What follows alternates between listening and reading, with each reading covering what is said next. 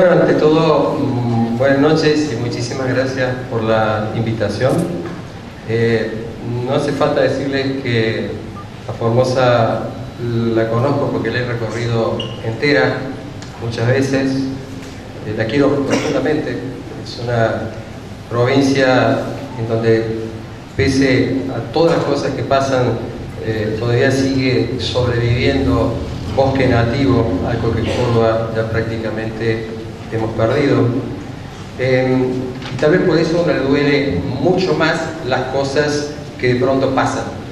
Creo que me duele particularmente, en eso como si yo mismo fuera un formoseño, me duele el curioso círculo de que nosotros comenzáramos la lucha contra el complejo Fabril Córdoba, hoy llamado Dioxitec, en el año 1986, que la pelea se intensificara por los impactos que producía en 1988, que gracias a eso lográramos que en el año 1995, durante la gestión Martí, se estableciera el primer plazo de erradicación que se fijó en ese momento a partir de 1995 en 3 años, que nunca se cumplió, y que recién, ahora, en el año 2014, después de 26 años de haber luchado, como lo decían recién, contra una planta que ha funcionado pésimamente mal, que ha ocultado lo que le pasa y que ha hipotecado la vida de 3 barrios importantísimos de Córdoba, sobre todo lo que es La Fraternidad y Alta Córdoba. Recién, en mayo, se vence el plazo y el señor Julio De Vido, principal responsable de muchas de las cosas que están sucediendo con esta planta, ha pedido una extensión suplementaria de 6 meses. Decía, e irónico y realmente curioso y triste, que la lucha que nosotros hemos llevado en Córdoba para expulsar Dioxitec, porque debe quedar claro, Dioxitec no se va de Córdoba, Dioxitec es expulsada. Y decía la ironía de que hoy estoy hablando en Formosa de una empresa que nosotros hemos contribuido a expulsar y que termine llegando a un lugar donde uno quiere muy mucho, es verdaderamente triste y al mismo tiempo es lamentable.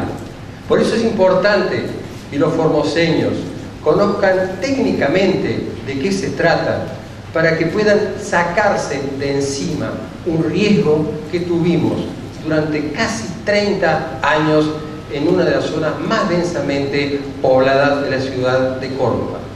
Dioxitec, que comienza llamándose CFC, empezó en el año 1952 y posteriormente, a partir del 82, comienzan a producir uranio para la elaboración del combustible en nuestro país.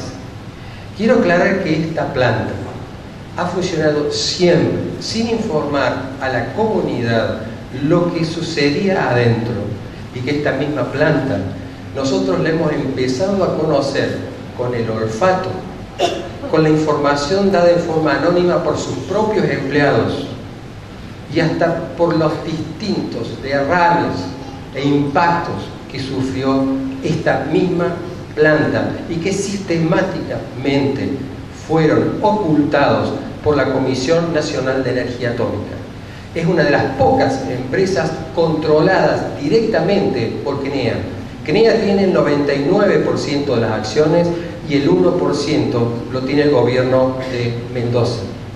Esta planta, a raíz de esa expulsión de la ciudad de Córdoba, se encontró con un dilema: cómo colocar una planta que nadie quiere por el pésimo historial de contaminación que tuvo en Córdoba.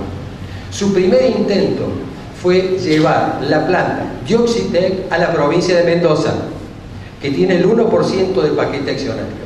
La provincia de Mendoza, recordemos que quisieron trasladarse a la mina de uranio de Sierra Pintada, operada por CNEA, y que en este momento no trabaja porque no ha remediado todos sus pasivos.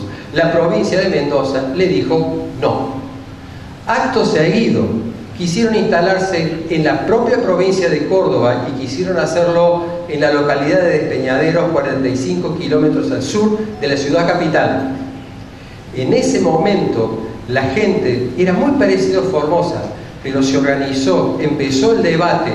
Lo que es más, se produjo en Córdoba el único tractorazo que registra la historia, tractorazo de gente de campo contra la instalación de Dioxitec. Se cayó el proyecto Dioxitec, se cayó el proyecto en Despeñaderos. Entonces deciden, ¿dónde nos vamos? Van hacia la provincia de La Rioja, con el guiño del gobernador de La Rioja, pero lo que no contaron es que el Consejo Deliberante de la ciudad de La Rioja aprueba una ordenanza prohibiendo la localización de esta planta. Se cae La Rioja. Nosotros tenemos la hipótesis que con la caída de La Rioja es cuando comienzan las negociaciones entre Julio de Vido y posiblemente el gobernador de la provincia de Formosa para poder traer una empresa que nadie quería a esta provincia. Antes de que se pudiera concretar esto que finalmente se concretó, hacen dos intentos más. Uno, localizar Dioxitec en la ciudad de Río Tercero, que es una ciudad petroquímica de la provincia de Córdoba. Es interesante, la Carta Orgánica prohíbe explícitamente este tipo de actividad, aún así insistieron, pero hubo una acción judicial presentada por miembros de la propia justicia. El proyecto se cayó en Río Tercero. Pero también el último intento, antes de ir al único lugar que se había encontrado y que aceptaba ser zona de sacrificio, o sea, Formosa, trató de llevarse al lado de la central nuclear de Embalse y también fracasó. Por eso Dioxitec está acá. No es porque es una planta que se pelean las provincias por tenerla, no es una planta tan estratégica y tan importante que sí o sí va a funcionar, no, es el capricho de un área de gobierno ante una planta que es expulsada, de sí o sí colocarla en algún sitio. Y si llega a Formosa, y lo digo con profundo dolor, si llega a Formosa, es porque alguien decidió que Formosa debía ser zona de sacrificio, ya que Córdoba había decidido, se terminó el sacrificio en nuestra provincia, encontraron una provincia en donde sí se la recibía.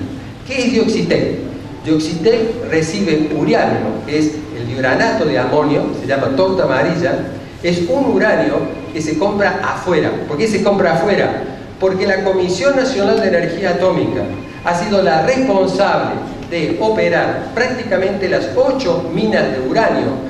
Ninguna de las 8 minas de uranio que operó la Comisión Nacional de Energía Atómica está remediada. Al día de hoy, en este mismo momento, las 8 minas siguen contaminando. Motivo por el cual la más reciente, la de Sierra Pintada, es una mina que, pese a tener todavía uranio, no puede ser explotada porque hay orden del Superior Tribunal de Justicia de la Nación de que hasta que no remedie no lo puede hacer. Para que tengan una idea, la misma Comisión Nacional de Energía Atómica, tenedora del 99% de las acciones y que quiere que se instale aquí en Formosa, es la responsable que en el arroyo El Tigre, que sale de la mina de Sierra Pintada, el contenido de uranio es de prácticamente 85 microgramos por litro. Ustedes dirán, bueno, ¿qué significa 85? Muy simple, en la mayor parte de los ríos de Mendoza el máximo contenido de uranio es de 3 microgramos por litro. Lo que es más, la Ley Nacional de Residuos Peligrosos establece para las aguas de irrigación que un agua de irrigación no debe tener más de 10 microgramos por litro. En la planta, en lo que es la mina de Sierra Pintada, 85. Entonces decía, en Córdoba, la planta, lo que es Dioxitec, es una planta que ha venido funcionando para producir... Antes de parar, tengo un aparato que me está sonando.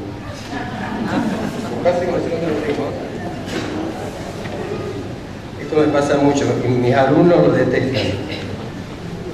Yo también.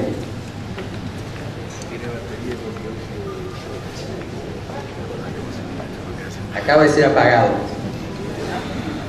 Decía de que es una planta que ahora tiene que importar el diuranato de amonio, o sea, lo compra en Sudáfrica, lo puede comprar en Australia, porque no puede producir uranio, porque ha sido tan mediocre y tan irresponsable en manejar las minas que no puede utilizar el uranio propio. Entonces viene de afuera.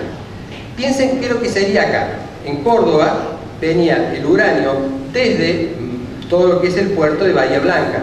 No puede ingresar por Buenos Aires, porque Buenos Aires es zona no nuclear, entonces no puede ingresar allí, pero sí ingresa por Bahía Blanca. En el caso de Formosa, tendría que ser 1200 kilómetros desde Bahía Blanca. Decía, la planta ingresa diuranato de amonio, que es un octóxido de triuranio, y lo que hace la planta es purificar. Las minas toman el uranio, que está disperso, lo concentran y se manda como diuranato. Y la planta lo que se hace es transformarlo en dióxido de uranio, o sea, lo purifica. Es el proceso que se ha venido haciendo en Córdoba y es que quiere hacerse en Formosa. Pero hay algo que no le dicen a ustedes. Además de producir el dióxido de uranio que viaja, en el caso de Córdoba a Conuar, en la zona de Ezeiza en Buenos Aires, que en este caso serían 1200 kilómetros, desde Formosa hasta Buenos Aires, en este caso particular, ¿solamente maneja dióxido de uranio? No. También tiene como insumo uranio enriquecido al 3,6% para hacer otro tipo de combustible que se llama uranio levemente enriquecido, al 0,85% también como combustible. Y el uranio al 3,6% es material sensible. Es decir, Formosa no solamente adquiere, entre comillas, zona de sacrificio, una planta que en Córdoba descargaba a la colectora cloacal cientos de kilogramos de uranio a la red, que descargaba kilogramos de aerosoles de uranio a la atmósfera del barrio, que sufrió accidentes, incendios. Formosa no solamente sería zona de sacrificio, sino que además se transforma en blanco del terrorismo internacional. Y eso debe quedar claro, porque hay una asociación de riesgo entre el CADEM 150 experimental y que nunca se construyó y que también el gobierno gentilmente aceptó ser zona de sacrificio y de experimentación con Dioxitec. O sea, no es solamente el riesgo por las operaciones, sino que es también el riesgo que representa como blanco para el terrorismo. Piensen lo que significa una explosión y dispersar toneladas de uranio en zonas densamente pobladas.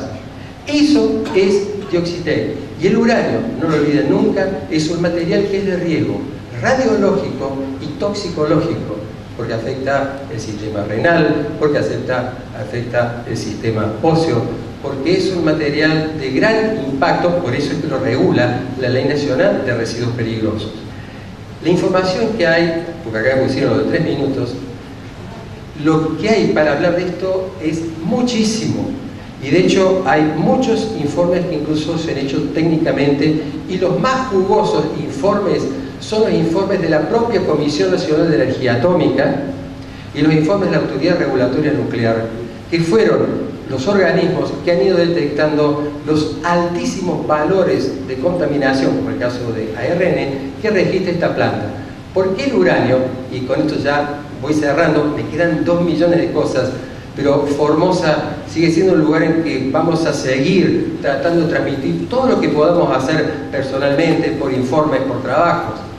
Cuando hablan de uranio, no es un solo elemento. El uranio está acompañado de todas sus hijas radiactivas.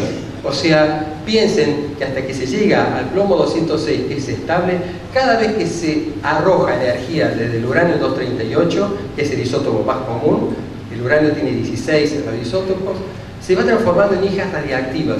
Algunas de ellas muchísimo más riesgosas que el uranio, y están donde está el uranio. ¿Cuáles son? Radio 226, tienen plomo 210 y el radón 222, que es gaseoso, y por ser gaseoso uno lo inhala y puede transformarse a su vez en plomo 210 dentro del pulmón. Quisiera preguntarles, ¿alguna vez la Comisión Nacional de Energía Atómica les explicó que cuando se habla de una planta de uranio también vienen todas las hijas del uranio? Viene el plomo 210, el radón 222. ¿Hubo algún tipo de explicación sobre todo eso? No. Yo creo que con ese no está puesto lo que uno debería decidir sobre una zona de sacrificio de Formosa. Formosa es demasiado hermosa, tiene gente demasiado linda, para que se permita transformarse este territorio en zona de sacrificio, simplemente porque el señor Devido no tiene un lugar en donde colocar Dioxitec, la planta que nosotros expulsamos y que hoy tratamos de representante argentino.